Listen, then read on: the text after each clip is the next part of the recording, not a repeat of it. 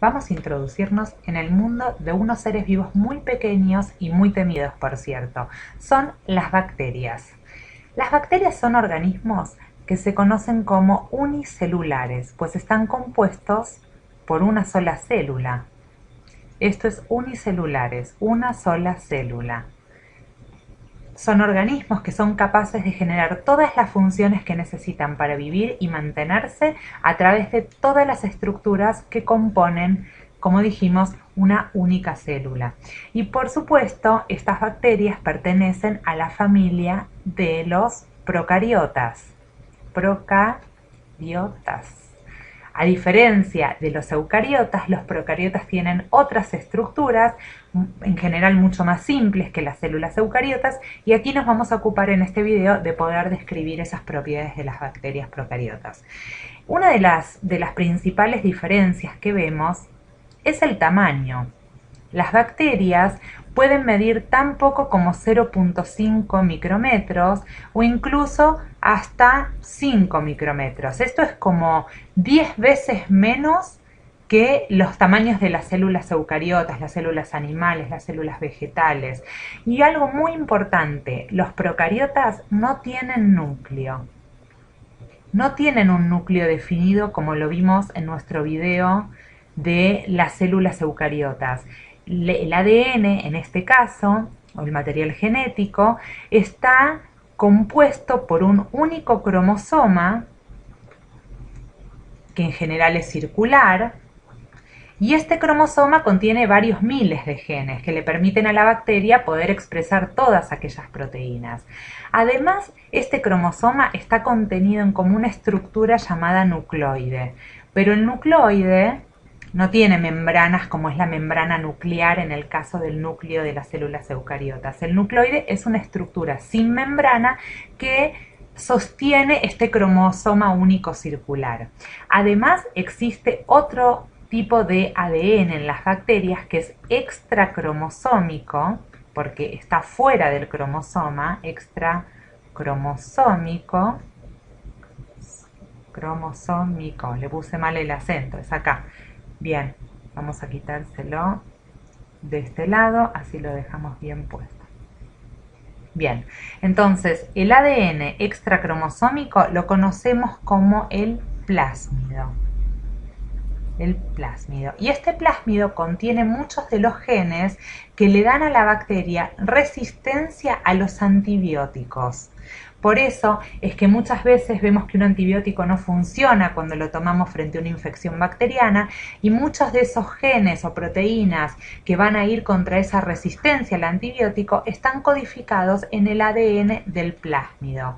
Otra de las características es que este ADN extracromosómico es capaz de ser compartido entre las bacterias, o en realidad podríamos decir que puede ser transportado hacia otras bacterias, porque las bacterias lo que hacen es poder trasladar este plásmido entre unas y otras y así compartir el mecanismo de resistencia. Estos son básicamente puntos importantes que hay de diferencias con las células eucariotas, pero me gustaría mostrarles aquí abajo cómo es una bacteria y cómo vamos a describir su estructura en general. Esto es un dibujo, por supuesto, hecho a mano por nosotros, donde vamos a poder describir algunas de las partes más importantes. Como vemos aquí, la bacteria, en este caso está dibujada de tamaño ovalado, las bacterias vienen en diferentes formas. Vamos a ver que en la parte más externa tienen una pared celular. Si se acuerdan, las células animales, las células eucariotas animales, estaban cubiertas por una membrana citoplasmática. Aquí también está, la vemos aquí en negro. Esta es la membrana citoplasmática. La membrana citoplasmática en las bacterias cumple otra función, además de proteger a la célula. Dado que las bacterias no tienen mitocondrias, o sea, acá no hay mitocondrias, la membrana citoplasmática es la que va a ocupar la función de generar energía. Y también tiene funciones, por ejemplo, en la síntesis de proteínas. Es decir, que la membrana citoplasmática de las bacterias tiene funciones todavía más importantes, ¿sí? Generar energía y sintetizar proteínas. Y para la función de protección tenemos a la pared celular. La pared celular de las bacterias está generalmente compuesta por una sustancia llamada péptidoglicano. Péptidoglicano. Esto le da mucha resistencia a las bacterias para poder sobrevivir en los medios en donde infecta, ¿sí? Como curiosidad, si reconocen el antibiótico tan conocido como la penicilina justamente lo que hace es inhibir la síntesis de este péptidoglicano, con lo cual no se forma la pared celular mientras las bacterias se van desarrollando y la bacteria finalmente muere. Por eso es que se utiliza la penicilina como antibiótico inhibidor del péptidoglicano. ¿Y qué más tenemos para mostrar en esta bacteria? Vamos a ver, esta estructura que sobresale de este lado se la conoce como su flagelo. El flagelo de las bacterias es un filamento grueso y largo que le permite tener movimiento. El movimiento que la bacteria necesita para ir a infectar en otras áreas, para poder localizarse en un medio que la favorezca para crecer y para conectarse con otras bacterias. Y también vemos que aquí hay unos filamentos más cortos, más pequeños. Estos filamentos se los conoce con el nombre de pilis. Y los pilis, si bien también tienen una participación en el movimiento celular, tienen otra función importante que es la de transferir material genético, transferir ADN, en un proceso conocido como la conjugación. La conjugación bacteriana o conjugación entre bacterias le permite transferir material genético de una bacteria a otra a través de estos pilis que actúan como unos canales de comunicación. Bien, ¿qué más tenemos acá en esta bacteria? Acá adentro tenemos dibujado el ADN circular, el ADN cromosómico, también habría que dibujar aquí el plásmido, que dijimos que era el ADN extracromosómico, el plásmido. Vemos en azul unos ribosomas libres. Acuérdense que dijimos que las bacterias en general no tienen membranas internas, la única membrana es la membrana citoplasmática, con lo cual no existe ni retículo endoplásmico, ni mitocondrias, no existe, por ejemplo, el aparato de Golgi. Los ribosomas que sintetizan las proteínas están sueltos en el medio líquido, que se llama también citoplasma, lo vemos aquí.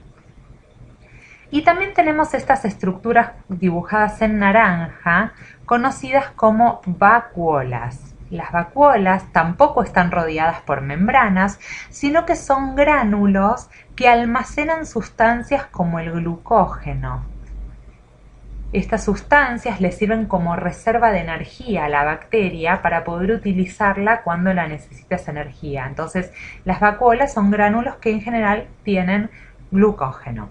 Y esta composición de la bacteria le va a permitir poder vivir, poder mantener la vida en solamente una estructura de una única célula, sin necesidad de conexión como los tejidos o como los microorganismos pluricelulares o multicelulares. Y vamos a ver que las bacterias, estos organismos tan temidos porque generan infecciones, también tienen algunos efectos beneficiosos. El tamaño y la velocidad de reproducción, muy importante para las bacterias, velocidad de reproducción, le van a permitir diferenciarse de las células animales. Veamos que la velocidad de reproducción de las bacterias es tan alta que se replican de forma exponencial en solo unas horas, con lo cual la capacidad de generar muchas más bacterias es cada vez más grande y por eso su capacidad infectiva también lo es. Entonces, estos organismos tan interesantes nos sirven para entender y para estudiar muchos de los genes de la genética en general, La genética muchas veces utiliza estos genes, muchos genes son estudiados en bacterias y también usamos las bacterias como medios de transporte de los genes, medios de transporte. Los plásmidos que les comenté, que es el material cromosómico, son utilizados muchas veces en la ciencia para transportar genes humanos de un organismo al otro, en un proceso conocido como la clonación, que eso lo vamos a ver en otros videos, pero la clonación utiliza estos plásmidos bacterianos como uno de los medios para transportar genes. Entonces, eso solamente como curiosidad, como parte de estos organismos tan interesantes.